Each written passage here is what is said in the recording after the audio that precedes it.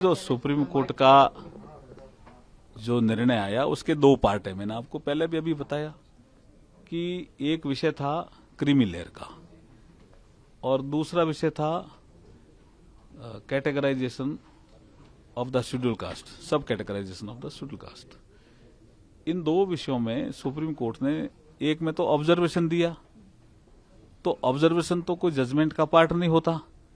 और जब SC ST के सांसदों को, जो बीजेपी के सांसद थे, जब उनको लगा कि ये विपक्ष भ्रम फैला रहा है, विपक्ष के MP भी कुछ ऐसा कह रहे हैं कि इस फैसले से क्रीमी लेयर SC ST में भी आ गया, तो उसके लिए ज्ञापन दिया प्रधानमंत्री जी को 9 अगस्त को।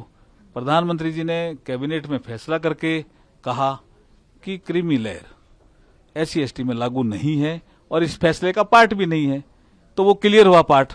दूसरा पार्ट है डायरेक्शन का, जो फैसले का भी पार्ट है, तो उसमें उन्होंने कहा कि राज्य चाहें, सुप्रीम कोर्ट ने कहा राज्य चाहें तो सब कैटेगराइजेशन कर सकते हैं, और उसमें 2 शर्तें लगा दी।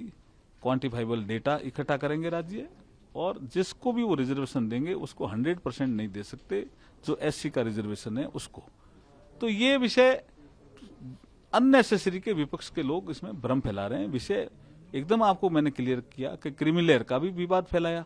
अब जैसे आपका लेटरल एंट्री का भी विवाद फैलाया। जब लेटरल एंट्री में तो सबसे बड़ा उदाहरण तो डॉक्टर मनमोहन सिंह जी थे, लेकिन उसको भी क्लियर किया मोदी जी ने। और आपने कल जो लेटर जो जारी हुआ उसमें देखा होगा कि